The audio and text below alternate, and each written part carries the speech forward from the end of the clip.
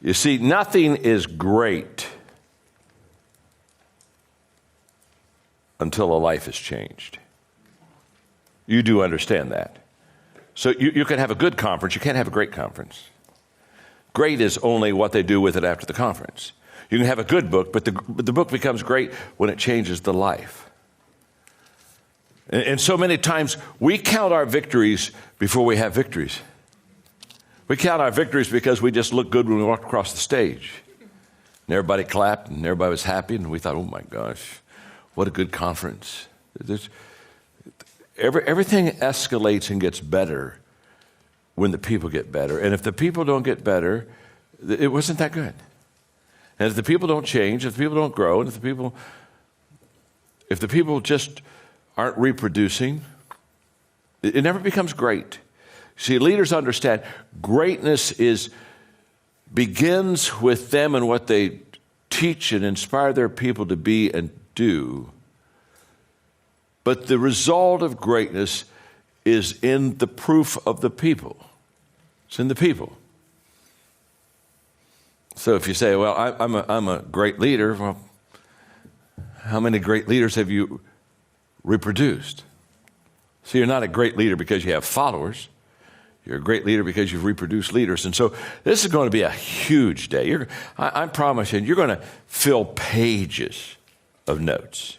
Not just a page or two. I don't know who does that, but you're going to fill pages of notes. You're going to have to you're going to have to go straight from here to a massage therapist. You're going to say, just work the hand, work the hand. We just work the hand. I've been taking a lot of notes because one of the things we do in the John Maxwell Company, it's a reputation of mine to give you more than you can handle. You with me? Did you ever go to hear somebody speak and you just kind of sit there for a while and kind of hope for a miracle? You know what I mean? Just say, I know it will sometime get better. And you know, and have you ever sometimes kind of want to just walk up and say, you know what, you're not very good. Let me give you a couple thoughts here.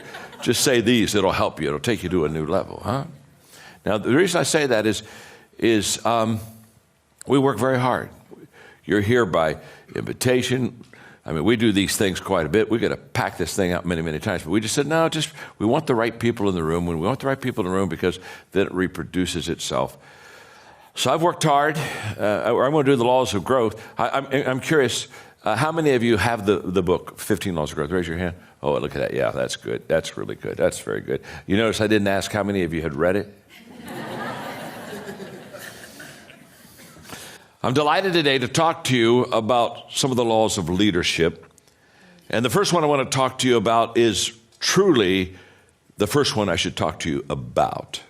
Now, there are 15 of them, but you have to understand there's one that I think is foundational for the other 14. Not more important, but foundational, and that's the law of intentionality. And that's where we're going to begin today. The law of intentionality just basically says growth is the only guarantee that tomorrow is going to get better. Oh, isn't that good? If you're going to grow, and if I'm going to grow, we're going to grow intentionally. Now, I'm talking to leaders today. I love talking to people that lead many people. And to be honest with you, if I could just literally come off the stage and I could get real close to you and we could have kind of like a one-on-one conversation. There are two questions that I would ask you, and the two questions I'm about to ask you will really determine how successful you're going to be in this business, without any question. These are the two questions. It's not like there's 3 or there's 4 or there's 7. There's 2, okay? Just trust me on this. I'm an old man. I know this. I've been around the block a few times. And there are 2 questions that if you can answer in a positive way about yourself, you're going to be very successful. And if you really cannot answer that in a positive way, to be honest with you, you're not going to be near as successful as you would like to be. The first question is very simple. What are you doing to develop yourself? And if you'd say, my gosh, John, I'll tell you right now, I'm doing a lot to develop myself. I've got a personal growth plan, and I'm intentional in this, and I'm doing this on a daily deal. If you could say that to me, then I'd say, hey, we're in good shape here. We're in good shape, because that's the key. You know, what are you doing to develop yourself? And by the way, The reason that's first is not because you want to be selfish. It's kind of like almost a selfish question. The person says, well, why do I start with myself? The reason you start with yourself is because you cannot give what you do not have. So you better start with yourself. Because if you're leading others and have nothing to give them, nothing to share with them, nothing to teach them, then I can promise you, you'll never be what you want to be as a leader. And I can promise you that after 40 years of personal growth, the secret of any success, if I've had any success at all, the secret of that success has been personal growth in my life. And growth has literally placed me where I am. So what are you doing to develop yourself? It's a huge question. And the 15 laws of 15 laws of personal growth, basically these laws are all about developing yourself and developing the second question, what are you doing to develop others? You see, on the first question, you're foundational for your future. The second question is all about compounding, multiplication. That's where you build a huge business, when you know how to develop other people. And what we have to understand about the law of intentionality is that you cannot develop yourself and you cannot develop your people unless you're intentional. And I discovered that in my 20s when I sat down and had breakfast with a guy named Kirk Campmeyer at the Holiday Inn in Lancaster, Ohio, and he asked me the question, John, do you have a plan for personal growth in your life? Didn't have a plan. Didn't know I was supposed to have a plan. Nobody ever told me I was supposed to have a plan. I graduated. I was working hard, doing my very best to reach my potential. But nobody ever walked in my life until Kirk Campmeyer did and said, John, do you have a plan for personal growth in your life? And I didn't have one. I was embarrassed. I thought back then I had to have answers. And so I acted as if I did, and that didn't really work very long. I was kind of like a plane circling an airfield trying to come in for a landing. Found I just shut up and landed that plane. And he looked at me, and I'll never forget, he said, you don't have a plan, do you? And I said, no, I don't have a plan. And then he said to me, John, growth is not automatic. If you're going to have to grow, you're going to have to grow on purpose. That day, my life was changed. What Kurt was saying is, if you're going to grow, you have to be intentional. I mean, it starts with me. So look at the person you're seated beside and just say to them, this will kind of be like a get acquainted time with him. Just look at him and say, you really need to improve. Go ahead and tell me that, right? You really need.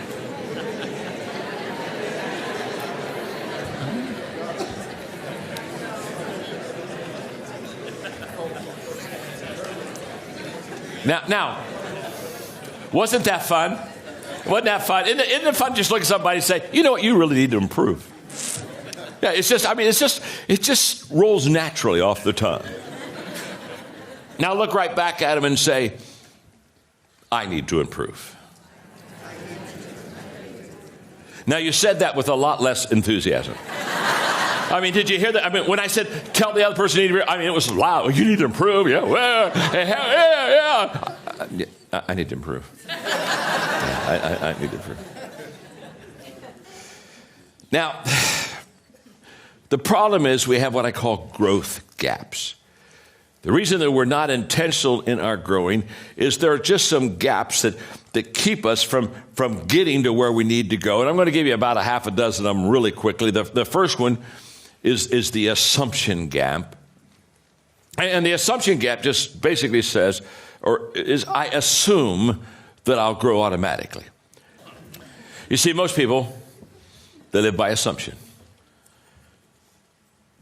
99% of people today are just assuming that somehow they'll get better. Very sad, folks, very sad. Because let me tell you something about assumption. Assumption is a huge disappointment in life. You show me a person that assumes, and I'll show you a person that almost daily is disappointed. So the first gap is a gap that leaves many people short, and that's just the pure assumption gap. The second one is the knowledge gap. And the knowledge gap is basically, I don't know how to grow. And we've all been there. In other words, okay, I know that I need to be intentional in my growth, but I really don't know how to grow. I've been there. Now, I brought something with me today that's very special. It's a kit, and I'm just so pleased to have this because this kit is very important to me. Now it cost me $799, and I got this kit. I got this kit back in the 1970s. Okay, and this was my first personal growth kit. It's Dynamics of Personal Goal Setting by Paul Meyer, Personal Success Planner, and I was so excited. It cost $799. Now you have to understand, I made about $800 a month. So get the picture. It took me 6 months to buy this kit. I saved up. We didn't have credit cards back then, and I just saved up and worked hard. And it took me 6 months before I had enough cash to buy this kit. And I was so excited when I got it.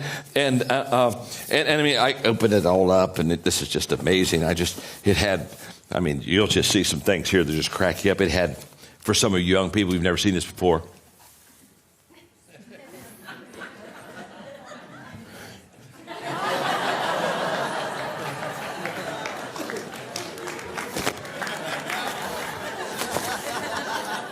they're called cassette tapes. And I remember taking the first cassette tape out,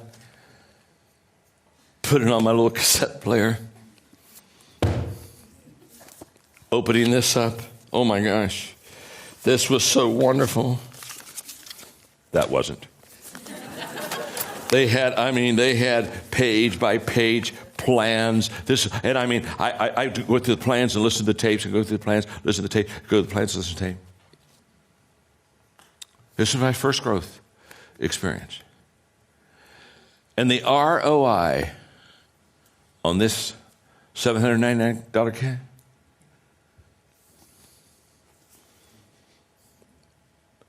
it's worth millions of dollars to me. Yeah, you heard me right. Millions of dollars. And experiences and a lifetime of growth. And what's interesting is, now here's what I want you to hear. The value of this kit, the content was good, but that wasn't the value. The content was good. But as I look back now, I say, what made this so special? What made this so special is very simple. This is the kit that got me started. Hear me out. The value of what you do for people is not so much what you give to them as much as it challenges them to get started. Getting started is absolutely the key to life. And by the time I finished going through this personal growth kit, by the time that was all finished, I had 6 months of day in, day out personal growth. And what it did is it developed a habit in my life. And by the time I finished with that kit, now I'm used to spending time every day in personal growth. It got me started. I mean, this is worth this whole lesson if you can just get this. The reason I'm so passionate about personal growth is personal growth keeps me prepared. In other words, if I'm continually growing, I continue developing myself, and I'm continually learning, and I'm continually doing new things and going to another step higher. Can I tell you what that is? That constant growth is the preparation for the opportunity. So when the opportunity comes, here's the way. You don't go into an opportunity, you grow into an opportunity. And so I'm passionate about personal growth because for that person who says, wow, I had an opportunity, I wasn't ready. If you're growing, you're always ready. Because after I intentionally started growing, I made a commitment to grow as a leader. I started writing, I became an author. I developed growth resources for other people. I founded my first company. I began training conferences. Everything I can think of that has ever been good in my life was a result of the fact that I started personal growth in my life. I know I'm known for leadership. I understand that. But my passion in life, more than anything else, is personal growth. Because if you grow personally, you can be a great leader. But if you don't grow personally, you can't be a good leader. Everything in life that you're ever going to want, is based upon your ability to develop yourself. So Kurt Kampmeyer said, John, you can't just accidentally grow. You got to grow on purpose. And so I started. And I got to thinking yesterday when I was getting ready to kind of my last preparation for this lesson, I got started. And guess what? When I got started, let me tell you what I didn't have. I didn't have experience. I didn't have knowledge. I did not have a model. I did not have a mentor. I did not have a plan. I did not have a fellow traveler. I did not have resources. I did not have money. I did not have a growth environment. But I got started. You don't stop or not start because of what you don't have. You don't start because you don't realize yet that the fruit of everything good in life begins with a challenge. There's nothing easy in life, worthwhile in life. Everything is uphill that's worthwhile. And it's not going to come to you, and it's not going to fall in your lap. It's always going to be difficult. So how do we go from growth doesn't just happen to making growth happen? Now, here's the practic, and you just don't want to miss this because I'm going to give you some stuff right now. This is pure gold, okay? This is so good, I hardly want to give it to you. And the reason I hardly want to give it to you is because it's so good, I don't want you to misuse it. So look at the person you're sitting beside and just say, take notes and don't mess up. Just tell them that. Just take notes and don't mess up, okay? I'm going to give you an intentional growth plan right now. It's just so simple. Let's go. Okay, here's my intentional growth plan. Number one, make a commitment to intentionally grow. That's where it starts. You say, well, John, that seems really simple. Make a commitment to intentionally grow. Guess what? It's really simple. But can I tell you something? When Kurt Kampmeyer looked across that breakfast table and told me that if I was going to grow, I was going to have to grow on purpose. And I looked at him and I said, I'm going to start growing on purpose. Something happened within me. Something happened within me that just changed my life. It was just a simple commitment. Nothing that I thought at that time was going to change my life, but it was just a simple commitment. I'm going to grow. I'm going to grow intentionally. And it starts there. I want every one of you, for yourself, for the people that you lead, make that commitment to intentionally grow. Number two, make that commitment public. A commitment that is not public is worthless. Because let me tell you something. We all have a tendency to stray. We all have a tendency to give up. We all have a tendency to get off course. Come on. But the moment that we start making it public, I can remember I couldn't afford that kit that I showed you. And I said, can you give me 30 minutes? And I lived where we were having our breakfast was close to the house. I said, I've got to show this. I got to take this and show it to Margaret. And I said, I ran home and I got to the kitchen table and I said, we can't afford this. It's $799 and we can't afford it. And so I've got to take it right back. But I just want to show you what we're going to save our money for. And we got it all out and got those cassettes out and we looked at the material real quickly and I put it back in the box and I went back there. But then I told my friends, I began telling my friends, guess what? I've made a commitment to personally grow. There's something beautiful about a shared commitment. A shared commitment becomes a strong commitment. Number three. Identify the areas that you want to grow personally in. Identify them. In other words, sit down and say, okay, where am I going to grow specifically? Now, I'm going to help you here. When you start identifying the areas that you're going to grow in, it should be at least 2 and no more than 5. 5's probably a little heavy.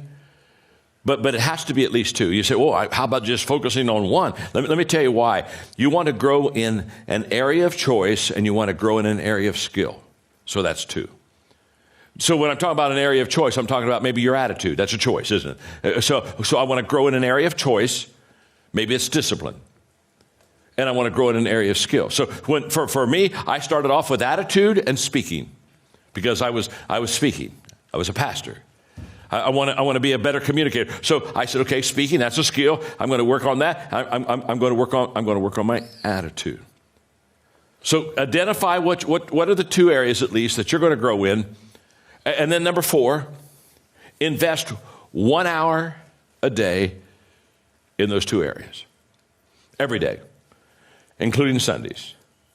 Every day, 7 days, 7/24, 7. Every day. Okay. And when you spend that hour, I'm going to even tell you how to spend the hour. You spend the hour this way. Here's the way it works. Preparation, practice, reflection. Preparation, practice, reflection. Preparation, practice, reflection. Preparation, practice, reflection. You do it every day. Whether it's your choice or whether it's your skill. You prepare a little bit, practice a little bit, reflect a little bit. Every day. You're going to find this is just huge for your life. Now, while I was doing all of that preparation, practice, reflection, while I was doing all that on my speaking, I was starting to go observe communicators. And when I would listen to somebody speak, I wouldn't listen too much about what the subject was. It really didn't matter. I was asking myself one question the whole time I would listen to them speak, and the question was, are they connecting with their audience? And I would write down, if they were not connecting, why they were not, and if they were connecting, why they were. In about 2 years, I became a master in understanding how to connect with an audience. Because I studied it, and I would listen, and I would watch, and I would observe, and I would come away and say, they did 3 things that were just powerful. Okay, I got to go practice that. Okay, prepare, practice, reflect. And I would just work on that. And this is the cycle that I worked, okay? Number 5, invest 1 hour a week on reflection and writing on what you're learning. To take an hour every week and say, okay, for the last 7 days, this is what I've been practicing, this is what I've been preparing for, this is what I've been reflecting, and start that. Now let me tell you the secret on this. Because I'm kind of now talking about writing, I'm talking about maybe journaling a little bit. Let me tell you something. Don't try to journal a lot. Start with jotting. Jot before you journal. See, I jot every day. I don't journal every day, but I jot every day. 4 or 5 words. Oh my gosh, they're just mental kicks for me, okay?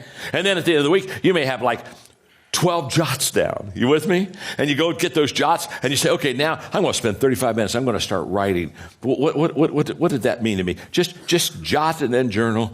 And then number 7, this is huge. No, I'm sorry. And then number 6, share your growth with someone.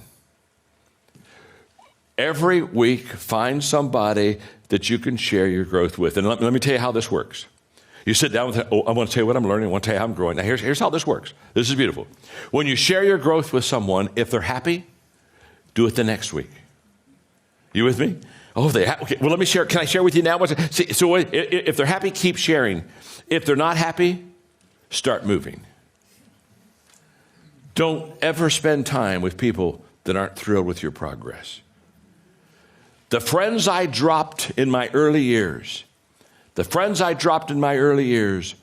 were those people that weren't thrilled with my progress. Are you with me? They weren't thrilled at all with my progress. Those are the ones I left behind. I got some new friends. That's what you got to do. Because let me tell you something. If you become intentional in your growth, you'll outgrow almost everybody you know. Everything I have today is because I have good people around me. Everything. You want to talk about any area of my success in my life, and what I'll do immediately is I'll give you the names of people. The names of people who are gifted better than I am, who complete me, who complement me, who add value to me, who make a difference for me, and they do it with such consistency, they do it with such care, they do it with such kindness, they do it with such love, and they just do it, and they do it all the time, and it's humbling to me. I mean, this is a perfect example. When I walked out to teach you today, this is the first time I was here to teach. I mean, I did nothing. I didn't set up any cameras. I didn't do anything. I didn't do any email. I didn't do anything. I didn't do any. They just said, John, could you get ready to teach the 15 laws? So I've been over there writing and teaching the 15, working on it, upgrading, doing everything else. But everything that you're enjoying today, outside of this teaching, everything has been done by others. And I can tell you right now, when I die, they can put on my tombstone, a whole bunch of people made that man. Because they have. And I'm grateful. You say you'll never change your life until you change what you do daily. Yes. The secret of your success is determined by your daily agenda. I'd love to know, what do you do daily that helps you impact lives and build your organization the way you do? What are some of your daily disciplines that are most helpful? Well, I love that question. And I do believe this. I believe that we overestimate what we can do tomorrow. Right. And I think we over-exaggerate what we did yesterday. And I think especially when you're old like me, you sit there and, the good old days, I don't think the good old days were always that good. You know what I mean? But I do think, in fact, I know, we underestimate today. Mm-hmm. And it's the only moment I have. All I have is now. The only time I have. And that's why I tell people consistently, you have to live in the present. Be there. Be present. Whatever you're doing, do it well right now. So in my disciplines to make the day count, I have my spiritual disciplines of things that I do in my faith walk that I do on a daily basis. I pray scripture. I have my writing disciplines. I write always in the morning. In fact, one of my disciplines is that basically I don't meet with anybody until noon because I'm a morning person. I get up around 4:30 in the morning.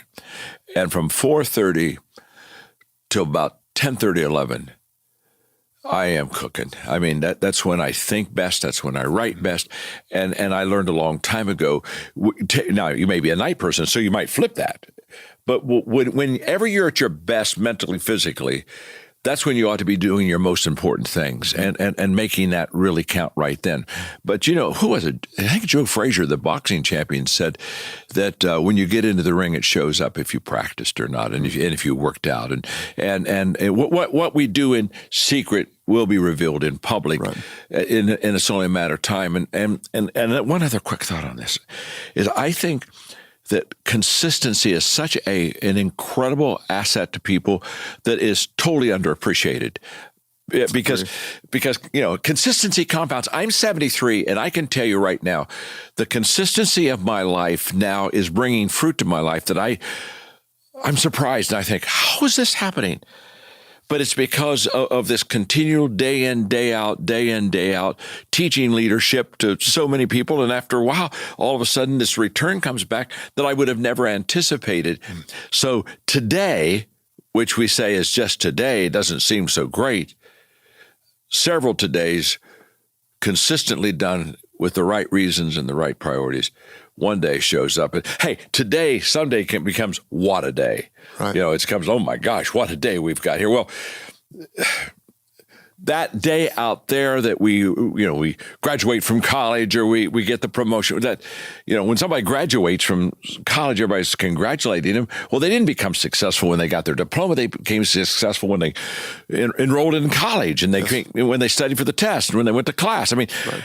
They're already successful, and I think sometimes we confuse success, which is required of us on a daily basis, with recognition of success. Right. Which that doesn't happen till someplace back there. We weren't that good when we got recognized, and we weren't that bad when we did the routine stuff that we needed to do to get recognized. Yeah. I think that's so important, and I just kind of even want to highlight that for someone who's listening right now. Yes. Success isn't when you get the promotion or the book deal or launch your company or get acknowledged or get published or whatever. Success is when you're faithful today in doing the small things. And along your line of saying overestimating, underestimating, I had a mentor years ago, John, tell me that something very similar but he said that you'll typically overestimate what you can do in the short run. Yes. And then he said, but you'll vastly underestimate what you can do through a lifetime of faithfulness. Question. And that's what you're talking about. I like the idea of consistency compounds. It's so true. I was doing a leadership conference one time, and we were having a great day. There were a couple thousand people there. And I was in my last break, and I was signing some books, and a kid who was just getting his MBA came up to me. He was so excited. He said, "Oh man, I love this." He said, "I've decided I want to do what you do."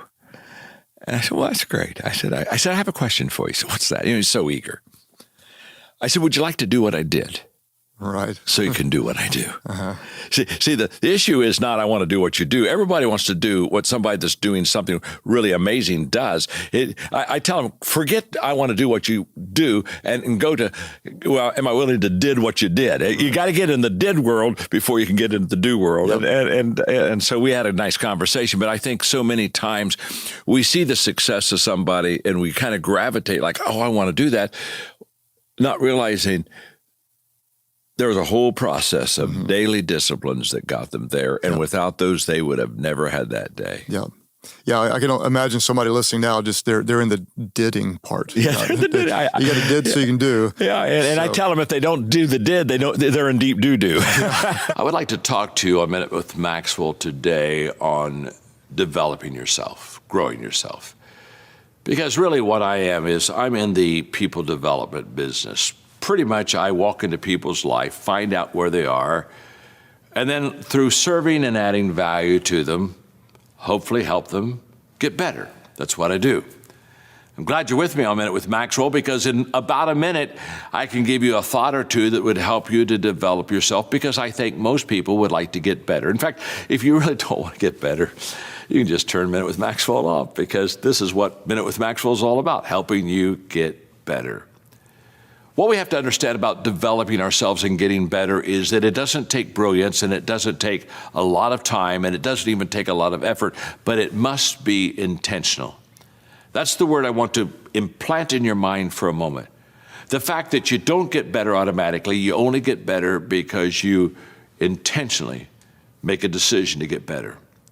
And here's my word for you today on Minute with Maxwell. Here's how this works. You have to go from being a person of good intentions to a person of good actions. That's the great separator. To develop yourself, you've got to get out of the intending world and get into the doing world. In fact, your good intentions are good intentions, but they're worthless. Totally worthless. The most overrated phrase in the world is good intentions. I know all kinds of people, they have good intentions, but they never do good because they didn't act upon what they knew. So if you want to develop yourself and you want to get better, just act on what you've already expressed that you want to do. The moment you quit talking about it and start doing it, now you've got something. I had a friend named Randy one time who came to me and said, "John, your talk talks and your walk talks, but your walk talks a lot louder than your talk talks." That's true. Become a person of action today. I developed a strategy I'm going to give you right now called Plan Ahead. And this is how to navigate successful change. And can I tell you something? I wrote this down at 27. I followed it. I followed today. It really works. The letter P, predetermine the change that's needed. The first thing you want to do is you want to sit down and you want to predetermine what is the change that's needed in my life. Because if you're going to turn something around, change has to happen. Now, you don't want action without understanding what you're wanting. So your whole goal isn't to go in and change something. Your goal is to change something that matters, that works. So only you as a leader can predetermine what that change needs to look like. And the way you do it is basically say, this is what is. I mean, hey, Lou Holtz said, I have a losing team. I want to have a winning team. What's it mean to take a losing team and make them a winning team? I asked him that process, and Lou told me, he said, John, I asked the players that were on the team that were coming back, why do you think you lost so many games last year? He said, what I did is I did two things. I listened to everybody that was in that losing environment. I asked a lot of questions until I figured out what the issues were. And then he said that great statement, how does a leader that doesn't ask questions ever figure out what to do?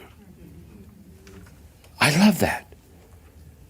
If you're not asking questions of your people, you don't have a clue where they are. You don't have a clue what they think. And he said, I just asked questions. Arthur Blank, when he bought the Atlanta Falcons, told me the very same thing. He said, John, I just went out on the street and I just asked the fans, tell me, why don't you go to the Falcons games? And they said, because they stink. They're not any good. Prices are too high. Food costs too much. He said, I just got all those lists. And he said, see, here's what these leaders know. The answers to the questions you ask will be the strategy that you implement to make the change. The strategy is within the people, but nobody's extracted it out of them. So you got to predetermine the change that is needed. And I think you do that by finding out where the people are, asking the question. After a while, you got it. The picture begins to be clear. The letter A, lay out your steps. Now, I've got to lay out my steps to bring people through successful change. If I walk close to the people through this change, I'll be their leader. If I walk far ahead of the people in this change, I'll become a martyr. You don't want to be a martyr. The good news is if you die a martyr's death, you're always special in the hearts of people. Bad news is you're dead. That's just not a good thing. You with me? So you got to do what I call the leadership dance. This is the leadership dance. You can call me the Arthur Murray of leadership. Okay? Here's the leadership dance. This is the way this works. You got to walk ahead of them so they can see where they got to go. But you got to be close to them. Don't be walking far ahead of them. You with me? Yes. Close enough so they can see. You got to walk beside them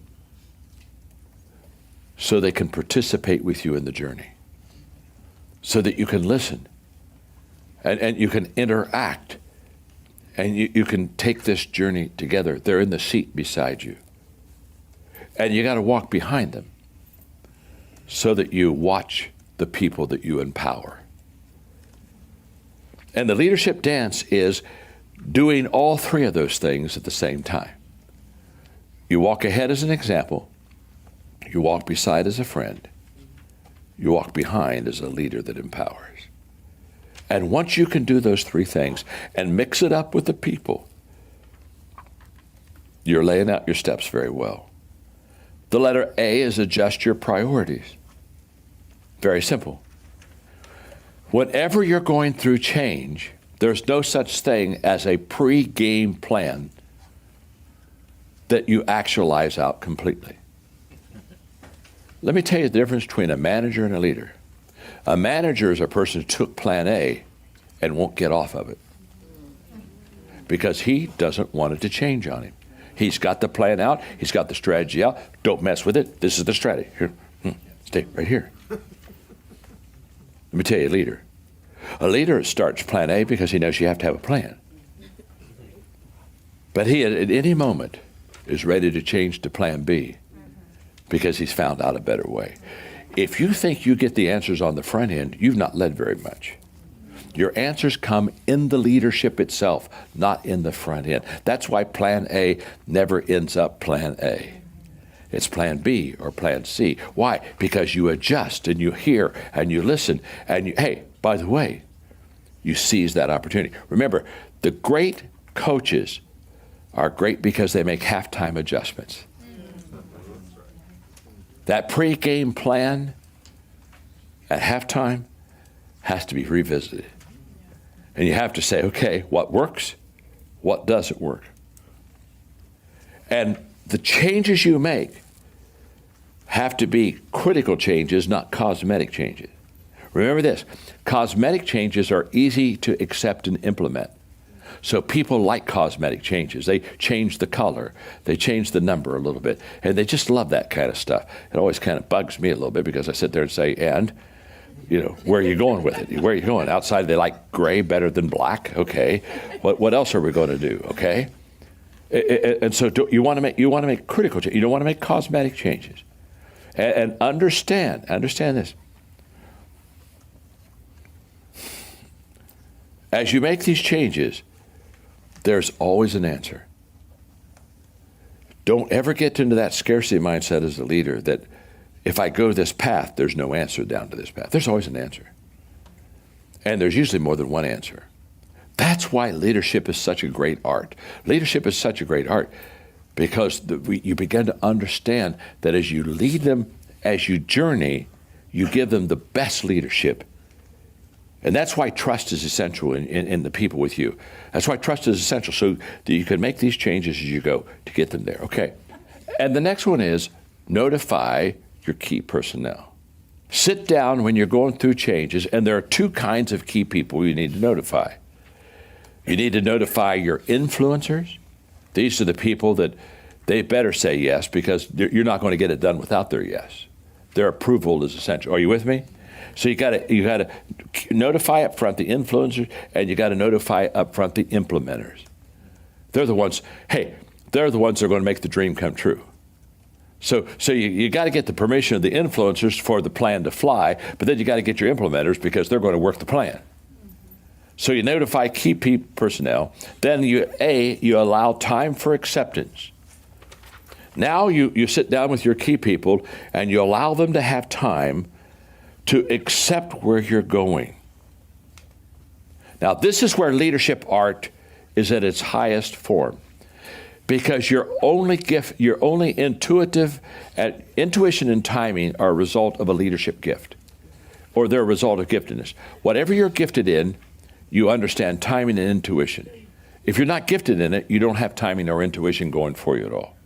So you're intuitive in your giftedness. Your ability to do timing is in your giftedness. So this allowing time for acceptance, this is where you begin to allow people to have the time that they need to move forward with you. And to do that, you have to, first of all, slow down.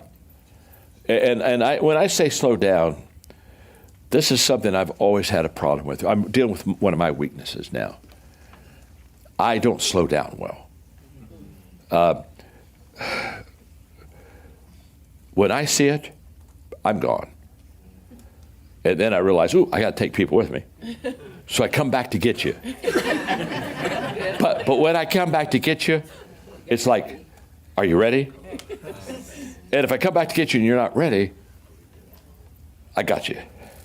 And I'll sometimes go again. And I have to really work hard on this slowing down process, okay? Because naturally I want to speed up. I don't like anything slow. There's not. I like to drive fast. Yeah, it's just. I have a need for speed, okay? I have a need for speed, okay? And as a leader, what happens is you get too far out in front of your people. Right. Does that mean? And so you got to slow down. Second thing to do in this allowing time is you got to make sure you're clear in your communication. Because when they don't understand, people cannot follow what they do not understand. And so all communicators understand the value of clarity on the front end. So I travel a lot, and I brought this with me because I just love it. When you travel, you just find some funny things that are written. And these are signs in English from various parts of the world.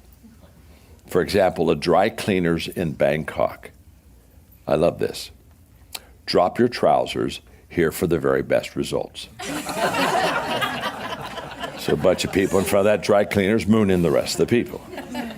Hotel brochure in Italy. This hotel is renowned for its peace and solitude. In fact, crowds from all over the world flock here to enjoy its solitude. Wow.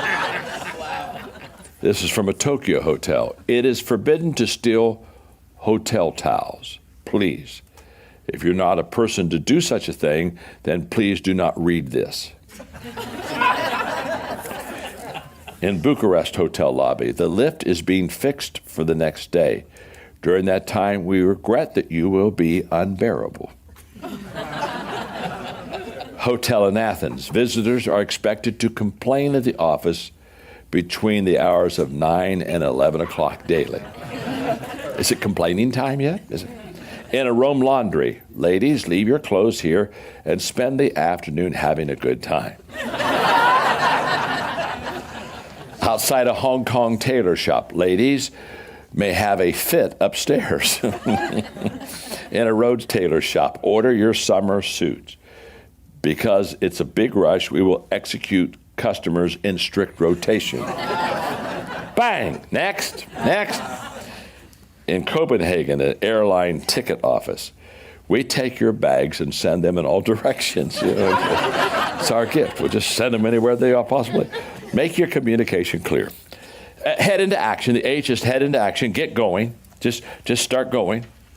You never know the level of commitment from your people until you ask for action. You just never know how committed they are. The letter E, expect problems. Expect them. Why? Because motion causes friction. You start moving. And it's a tremendous leadership mistake to think that you have such a plan that is problem-free. Okay? And that everybody will buy in. So what leaders need to do, this is so beautiful. It's so negative, but it's so good. When I say expect problems, this whole process, here's what you got to do as a leader. You got to think the worst first. You got to think the worst before anyone else. You got to speak the worst first. And you got to answer the worst first. You got to do all three of those things. In other words, you got to think what problems are going to be there. And then when you figure out what problems are going to be there, you say, now as we do this, there are a whole bunch of problems we're going to encounter. When you speak it up to the people, they'll say, oh my gosh, he's already figured out that we got, and let me tell you, when those problems occur, let me tell you what we're going to do. When you can do that well, understand you're really helping them with positive change. And the next one is always point to your successes. Somebody said, why? I said, because you always have people point to your failures. I mean, some people, that's their spiritual gift. You understand. If they can't find criticism, they're just not very comfortable. And then daily review your progress. Daily review your progress. Why? Because things get off on a daily basis. Things get off course on a daily basis. Problems occur on a daily basis. And I close this section of creating positive change, which is the acid test of leader. I close this because in the 21 irrefutable laws of leadership, I have what I call the law of buy-in. And the law of buy-in, I think, answers this whole process of creating positive change within an organization. The law of buy-in just simply says people buy into the leader before they buy into the vision. And so what I want you to understand is when people say, can I create positive change within the organization? Can I do a U-turn? Can I turn this around? The question is very simple. How much of the people bought into you? If they bought into you, you can turn it around. Just think as I close of the story I gave you of Lou Holtz that turned 6 university programs around, losing programs within 2 years, had them in college bowls. Think of what happened about the 5th college he went to with a reputation of a turnaround U-turn leader. Can you imagine just the excitement and the momentum of Lou Holtz coming to our college? You know, we just stink. And he's going to come here and he's going to turn us into winners. Okay. Now let me tell you something. It's a phenomenal thing when you have your reputation that you're a problem solver, and it's a phenomenal thing when you have a reputation that you turn things going the wrong way around and you make them positive. Once you get that, this is a leadership edge that you have. It's a leadership edge. It gives you a sense of momentum. It gives you a sense of moral authority that allows you to come back into a situation now, here's what I learned a long time ago. When people believe the best in you as a leader, they give their best to you as a leader. So you want to become good at this session because this is the area that once you can do it and you can do it well, you kind of get a reputation as a turnaround artist, a U-turn leader that creates positive change, and then all kind of very good and exciting things happen. Yep. Now, you and I, we're very passionate about this. It's the world of which we've grown up in. But let's transition now from personally, and let's talk about John in the growth process talks about team growth, and he talks about others' growth that he gave us in the outline that we have right here.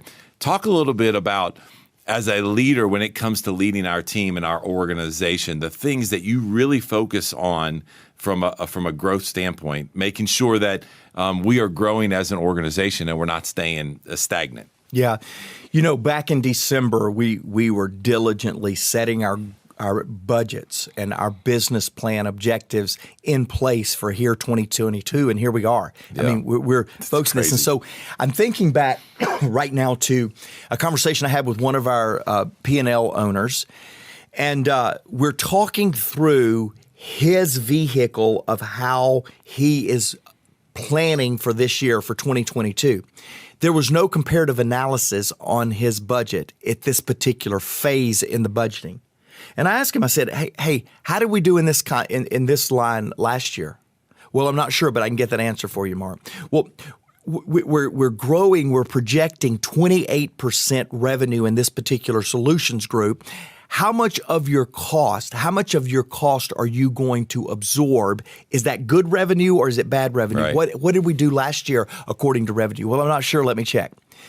Here, I illustrate that without names very purposely. It's not you, though, Chris Godey. Yeah. You can feel good about this.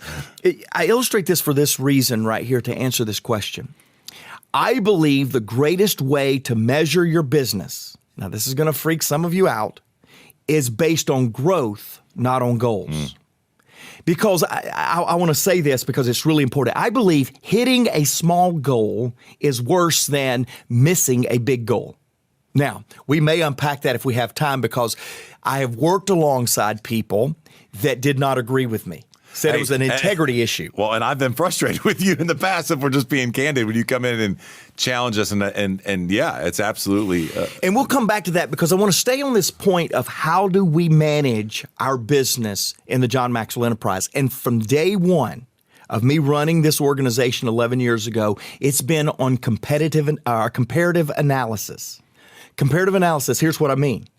When I get a business plan from you, Chris, or somebody else on our team, I want to know how this compares to what we did last year in this particular business objective. Even when we're spending money, when we're hiring more people, I want to know what our cost of goods sold was last year compared to what we think they're going to be this year. Right. Why?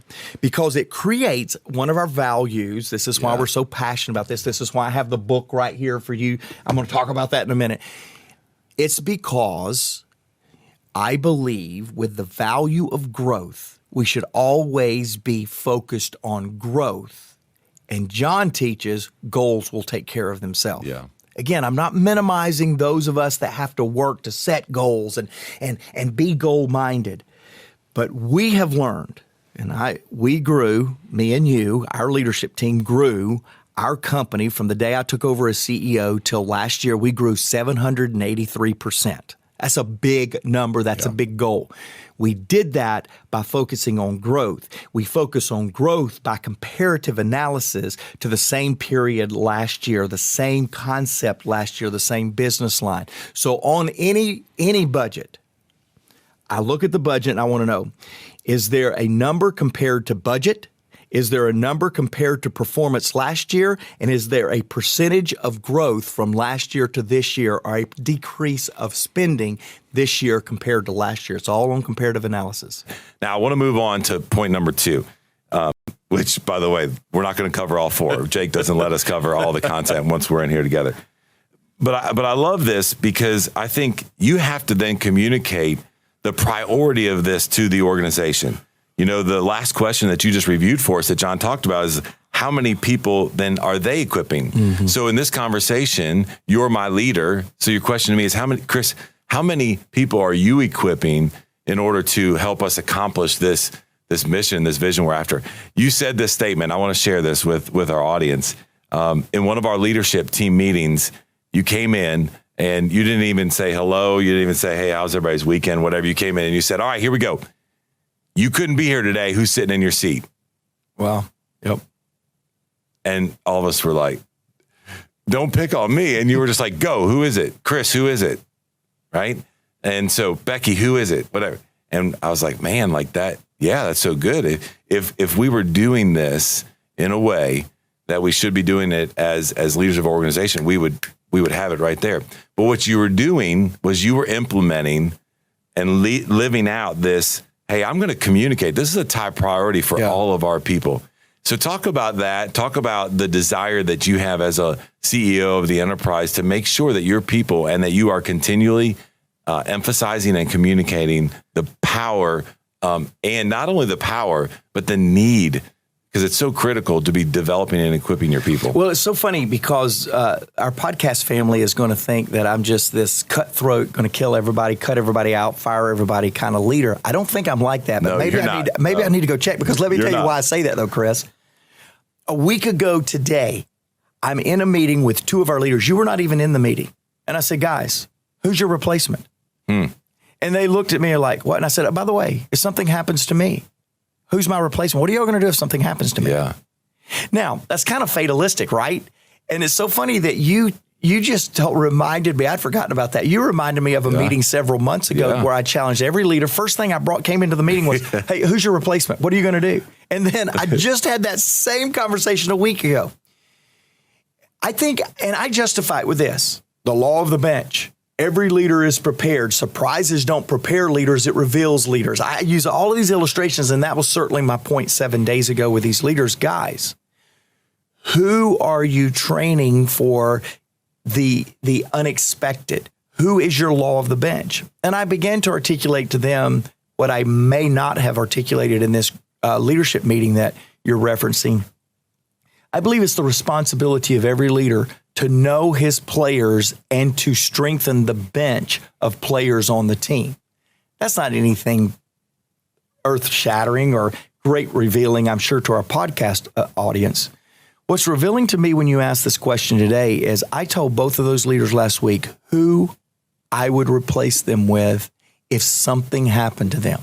Now, I was in this meeting, I was really challenging them because we're not moving the ball forward as quickly as I feel like that we should. And I was going, guys, who is your replacement? And be inviting them into it because they probably can make you better. So it wasn't just let's find a replacement. It was who else is brainstorming with you because your replacement may have better ideas than you because you're too close to the challenge. Yeah. Love that. But as I'm listening to you ask me that question today, as I'm reminded that I asked that question again 1 week ago, which means I may be asking that question way too much, I realized that while I have a plan on who would be their replacement, I have no intentionality on how I am equipping them today. So what am I going to do, Chris? Am I going to wait to equip my bench when they're actually in the game? Or am I going to equip them while they're on the bench so that if an injury happens, they're able to get right in? Your son plays football. You played football. No coach waits until the injury to equip the second string. The second string is making the first string better by learning the game plan, by scrimmaging with them. In the leadership game, in mine and your company, podcast listeners, are we scrimmaging enough with the backups to make sure that they are equipped when they become a starter? Yeah. And I'm telling you this right here, I need to quit recording a podcast and go equip some people because I've got a plan. Yeah. I just am not backing that plan up of equipping to make sure they're ready for game day. Yeah. To further that illustration, and then I'm going to move on to the last point.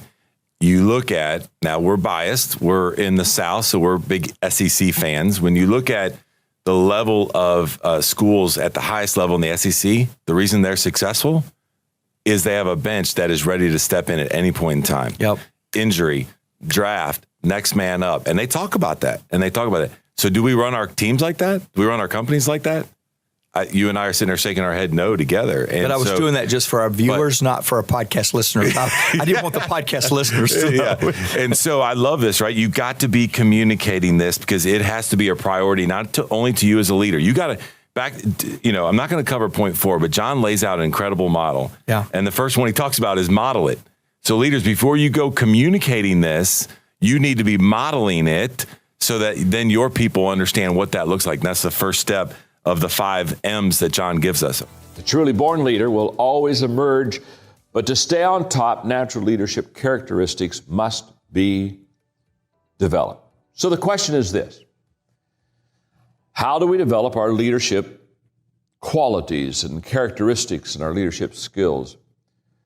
About a month and a half ago, I was thinking about this because I was in a Q&A, and while I was in teaching leadership, somebody raised that question. They said, John, you talk a lot about developing leaders. Can you give me a handle? Can you just give me some things that I can really remember that will help me to do so? And just off the cuff, I shared with them basically the outline that I'm going to give with you today with some content in between. So let's look at it. There are what I call the 3 E's of leadership development. The first is environment. I have found that leaders that are developed they're developed because they are in some kind of a leadership environment. This is incarnational. This transfers leadership is almost in an incarnational or a way that this is how leadership is fleshed out. Leaders do what leaders experience. And when I talk about environment, I'm talking about putting an environment in a person's life that they begin to experience leadership. They see it around them. They feel it. And they understand it. They understand it not because they sat down and took a lesson on leadership. They understand it because they were around leaders. They understand it because leadership principles and leadership values were talked about, lived out, fleshed out, embraced, okay? So let's talk about, let me define incarnation, since that's a phrase I use. It's a theology phrase from my background.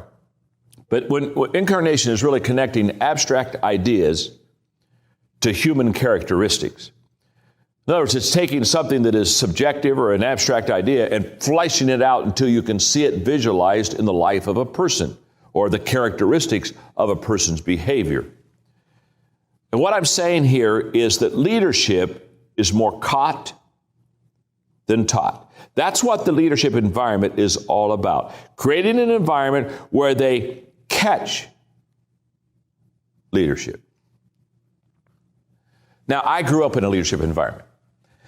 So I can talk a long time on what it means to have a leadership environment. And I can just say this. I can never think of a time when I did not realize the importance of leadership.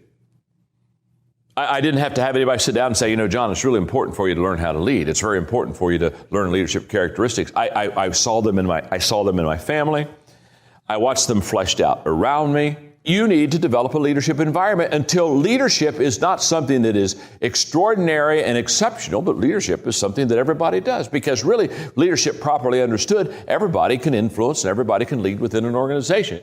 The right environment allows people who are good to get better, just like a wrong environment allows people who are good to become worse. Look at environment as that which helps to create something for you that enhances already what you can do and what you already do know. Now, the second E is equipping. And that's probably the one we know the very best as far as developing leaders, because equipping is intentional, and basically leaders do what leaders learn. See, in the environment, leaders do what leaders experience. Now we're going to talk about leaders really do what leaders learn. And the function of leadership is very simple. It's to produce more leaders, not more followers. Now I'm going to read something to you. I just picked this up recently and I thought this is the approach. This is the wrong approach, wrong example of how most people get in trouble in this area of equipping. Henry Ford was a genius when it came to automobiles and the methods of mass production, but I believe his understanding of the worker was too limited when he asked. Here's what Henry Ford asked. Why is it that I always get the whole person when what I really want is a pair of hands? What was he talking about? The assembly line. He was just basically saying, I don't want anybody that can think. I just want somebody that can put the part there. Just two hands, just all I want. I don't want your mind. I don't want your spirit. I don't want your soul. I don't want your will. I don't want your commitment. I don't even want your loyalty. I want your two hands. I know most people, when they look at the people that they have in their company, their organization, this is a downfall of a lot of people. They don't understand the development of the whole person. They don't understand the big picture. They just basically see the job. And they see the job and they said, this is what's required for the job. So what do I have to do to teach you what's required of the job? And do you have the two hands? And can't you put that in the assembly line and keep it going? Equipping begins with expectations. Let's start there. To really develop a leadership equipping organization, it begins with expectations. And there are three I'm going to give you. I'll give them to you kind of quickly. One, leadership determines growth. One of the first expectations you place upon people when you equip them to lead is the fact that the reason you're equipping them to lead is if they learn how to lead, it will bring growth to the organization. The second expectation that I gave them in equipping them is that leadership can be learned. Leadership can be learned. The third expectation is that each leader equips leaders. And I was always very careful to say this to them: work your way out of your job. If you got a good job, that's great. Now, let me tell you what I want you to do. I want you to work your way out of your job. Go find somebody else, train somebody else, develop somebody else, equip somebody else. And, in the hospital emergency room, there's a saying, and it's just a simple saying because they got to do training and equipping quick in an emergency room, okay? I mean, it's not like you get a lifetime for this. And they what do? They say, watch one, do one, teach one. You have to be very intentional in how you're training them and equipping them. Then the third E is exposure. How do I expose them? Now this is the inspirational side of developing leaders. Leaders do what leaders see. Okay? In fact, I love this statement. A little exposure upsets a lot of theory. I think kids should not be allowed to go to college 4 years in a row. I think they should go for 1 year to meet their friends, party. Then I think they ought to go get them a job. Because do you remember in class when teachers would ask you, profs would ask you, do you have a question on what I'm teaching? Of course we didn't have a good question. We didn't have any experience. We didn't even know what good question to ask. We were just stupid kids with a textbook, filling in blanks, making profs happy. The only way you're ever going to have real questions is to go out there and try it. Be exposed to it. Now, can I tell you something? I had no questions when I was working on my Bachelor of Theology degree. I mean, I had very little, and I went through it and got pretty decent grades and graduated, the whole deal. But can I tell you, 6 months after I had my first church, I had a boatload of questions. Now, what happened? Exposure. Now, all of a sudden, I'm into a real world, and all of a sudden, all the stuff that I need to know that will help me to be successful in life, I don't know. So when I talk about exposure, expose means to make accessible to some action or influence. Expose your leaders. I want to tell you what. Expose your leaders, first of all, to great leaders. In my world, what that's meant for, oh my goodness, 20 years, is that I've intentionally every month had what I call a learning lunch, where I sit down with somebody that's smarter than I am, faster than I am, better than I am, and I buy their lunch, and what that means is they get to eat and I don't. And I ask questions, and I just learn from them, and I just glean from them. Okay, what kind of exposure am I getting to great leaders? How do you learn leadership? How do you develop leaders? By exposing them to leaders. And let me one more thing, one closing thought on exposing people. Expose your leaders to the works of great leaders. Here's what I tell people. You may never have the privilege of being around all the great leaders you want to be, but I can tell you right now, you can almost always get to the works of great leaders. The 3 E's. Environment, that's incarnational. This is what people experience. People do what people experience. Equipping, this is intentional. This is where we teach them. This is how they learn. And then exposure. This is something that they see, that they experience in their own life. The 3 E's of developing people. The first question is very simple. What are you doing to develop yourself? And if you'd say, my gosh, John, I'll tell you right now, I'm doing a lot to develop myself. I've got a personal growth plan, and I'm intentional in this, and I'm doing this on a daily deal. If you could say that to me, then I'd say, hey, we're in good shape here. We're in good shape, because that's the key. You know, what are you doing to develop yourself? And by the way, The reason that's first is not because you want to be selfish. It's kind of like almost a selfish question. The person says, well, why do I start with myself? The reason you start with yourself is because you cannot give what you do not have. So you better start with yourself. Because if you're leading others and have nothing to give them, nothing to share with them, nothing to teach them, then I can promise you, you'll never be what you want to be as a leader. And I can promise you that after 40 years of personal growth, the secret of any success, if I've had any success at all, the secret of that success has been personal growth in my life. And growth has literally placed me where I am. So what are you doing to develop yourself? It's a huge question. And the 15 laws the 15 laws of personal growth, basically these laws are all about developing yourself and developing the second question, what are you doing to develop others? You see, on the first question, you're foundational for your future. The second question is all about compounding, multiplication. That's where you build a huge business, when you know how to develop other people. And what we have to understand about the law of intentionality is that you cannot develop yourself and you cannot develop your people unless you're intentional. What are some of the keys to fostering the growth of leaders within your organization? First of all, I think that, Tom, 90% of leaders never develop leaders. I think they just have followers. And one of the reasons is a lot of leaders don't really want other leaders. Leaders are hard to lead. I mean, it's like herding cats. They just don't naturally fall in line. So I think that, first of all, most people don't really develop leaders. But in developing leaders, there are three things that are just absolutely essential. In the book, The Leader's Greatest Return, I wrote The Leader's Greatest Return because I truly believe that the greatest return a leader ever gets is developing other leaders, because that's when you really begin to compound. And I think there are three essentials always in developing leaders. First of all is your own example. People do what people see. So if I'm going to develop leaders, I have to be a good leader. Maybe the greatest leadership words ever said was follow me. Just follow me. Watch me. Because what Stanford research says, that 89% of what we know visually. And so I think, first of all, in developing leaders, you have to model it. The second thing I think in developing leaders is you have to be intentional. I think that you have to commit yourself to finding them, which I talk about in the book, letting them come to the leadership table, discerning what kind of capacity they have.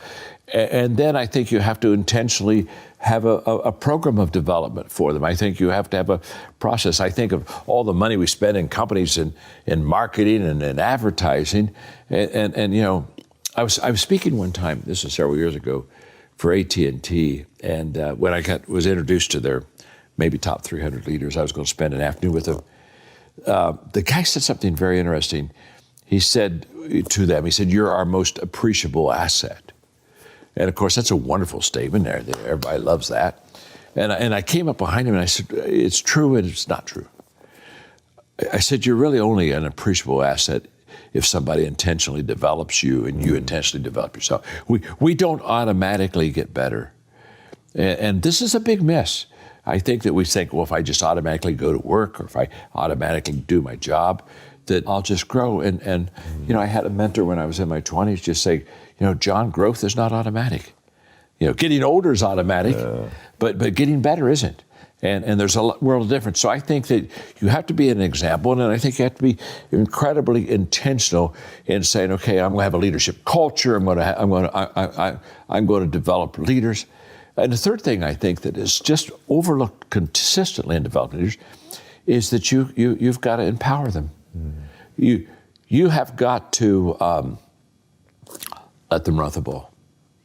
Because the only way you learn leadership is by practicing leadership. So I think what a good leader does is she sets the stage for a successful run. You want to get some wins under their belts for them. And I just think that it's an empowering environment where you release people. And the problem is leaders will stop and say, well, but they don't do it as well as I do it. And so that's not the point. the only way they can ever do it as well as that you do it is for them to do it. And then for you to coach them and come alongside of them and say, okay, here's how you can do that better. And, we have a kind of like a 5-step equipping process. I do it, you're with me, you do it, I'm with you, you do it, and then you do it and someone else is with you. And it's a multiplication process there. So I think those 3 things of the example, the intentionality, and the empowerment, that's, I think, what develops a leadership culture that really establishes the fact that if you want to learn how to lead, this is a place where you can do that. I say this in the book, by the way, that when I would bring people on the team, I would share with them that I wanted them to work themselves out of a job. Yeah. And pretty much I would just say, okay, you've got the job. I want you to do it well. Let me see you do it well. But while you're doing it well, you find somebody to replace you. And that's how that's really how you develop. You talk about a farm team of leaders. And if you can work yourself out of your job, I'll give you another job. Mark Cole, who he and I are owners of the company now, and he's the CEO and president, but he started off in the stockroom 20 years ago. Whoa. 20 years ago. And I was just asking him recently in a conversation, I said, how many jobs did you work your way out of to get where you are? He said 9. Wow. 9 times. And I tell people, first of all, I can't promote you unless you got somebody to replace you. So the first part of promotion isn't just getting better till I want to bring you up. First part of promotion is to show me some person that we're not going to have a big loss if I do bring you up. And 9 times he worked himself out of a job, found somebody else, and said, "Okay, come on up," until one day he's where he is. Not bad. That's very impressive. I'll bet that you want to be successful. In fact, I will also wager that you have spent a lot of times asking yourself the question, how can I be successful? What is success? How can I achieve the dreams that I have within myself? And I just want to begin this talk by congratulating you, because if those are questions you've asked, if those are thoughts that you have gone through your mind, I want you to know that you have probably within you a restlessness and a potential that says to me that you have not yet achieved your maximum success. You have not yet probably arrived to your greatest potential. And that's why we're spending time together, because I have a passion, a great passion in my life to help people be successful. There's no greater joy that I have than to walk along beside somebody just like you and find out where you are and then say, okay, this is where you are, but this is where you could be. And you look at me and say, John, that's exactly what I want. I want to go there. I want to be there. I want to arrive to that destination. And together we kind of work it out and we make it. So let's talk about success. You see, the first mistake that people make about success is that they somehow think that it's a destination. So they'll come up to me and they'll say, John, how do I become a success? How do I arrive to my dream? And I can tell that they look at success as something out there. They're here. And success is out there, and so somehow they think that over time, I suppose, that if they do the right things, they can get there. And the first thing I want you to know that success is not a destination, it's a journey. Think of success as a process. Let me illustrate it and explain it this way.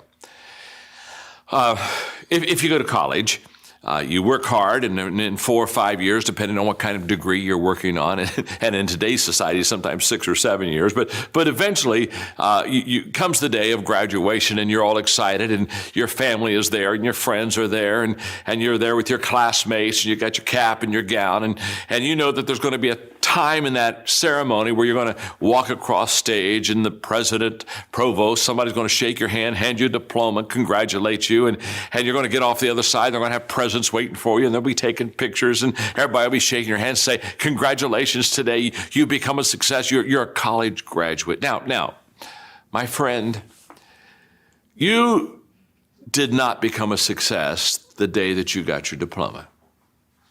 Now, what you did have happen to you in that ceremony is you got recognized for success. The diploma is recognition of what you have done the previous 4 or 5 years. You see, you were a success in your freshman year when you decided to not drop out of school like some of your other classmates and decided to stick to it. And you were a success every time you studied for a test. And you were a success every time you did a project or did a writing assignment. You see, you're a success all through school. You're a success every day. Success is a daily thing, not a destination thing. The day you got the diploma, you just got recognized for the success that you already were. Now that's very essential, because so many times people have a tendency to devalue the moment, today. What they do is they greatly value the destination. And so they kind of talk about, well, when I get there, or if I arrive there, or when I do that, or when I accomplish this. And they don't understand that success is a daily thing. And I'm here to share with you that the secret of success is determined by your daily agenda. In fact, I wrote a book a few years ago called Today Matters. I'm passionate about that book because what it does is it helps me to understand that we make decisions and then we manage decisions. And too often we think, I will make a decision. For example, you're saying, I'm going to make a decision to be a coach. Or I'm going to make a decision, you know what? I'm going to make a decision to be a public speaker. I want to be a communicator. Well, congratulations. You've made a wonderful decision. Coach, speaking, good decisions. But that won't make you a successful coach.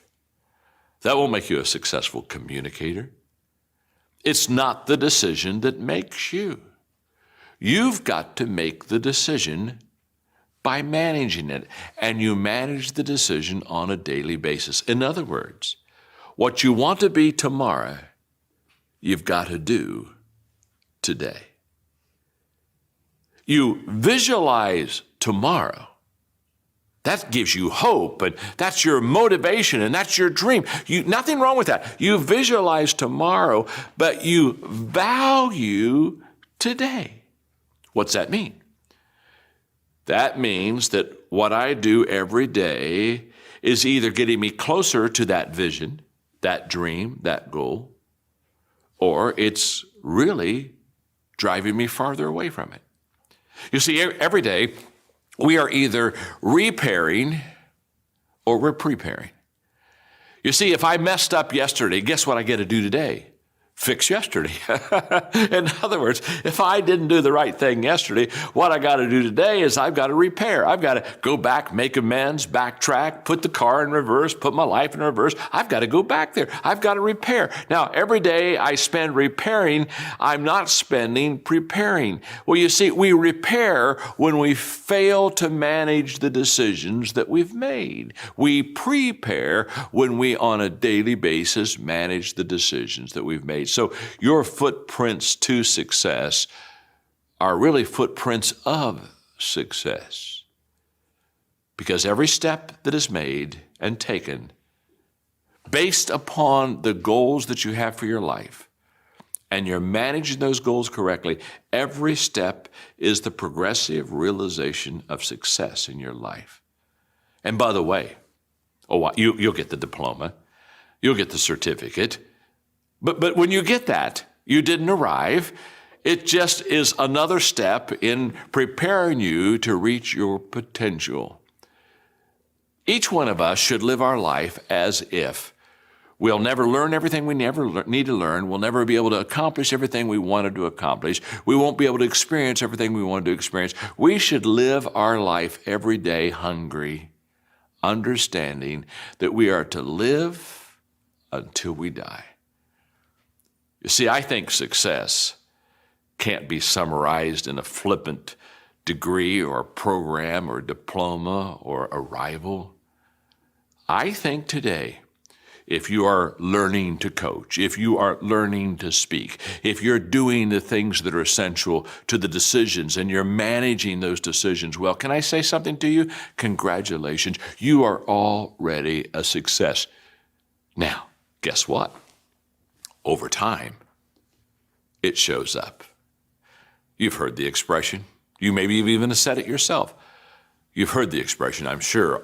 I've worked all my life to become an overnight success. That's the way it works. All of a sudden, somebody recognizes you. All of a sudden, somebody congratulates you. You didn't get good at that moment. You've been good for a long time. It just showed up someday. So, as I walk alongside of you, the reason we have tools and resources and helps and principles that we teach is because every day we want you to learn. Every day we want you to grow. Every day we want you to absorb. Every day we want you to do the things that will help you to someday be the person that you want to become. The journey is a delightful experience. The only thing better than taking the journey by yourself is to take the journey with someone else, to learn together, to grow together, to develop together, to be great together. That's what I want for you.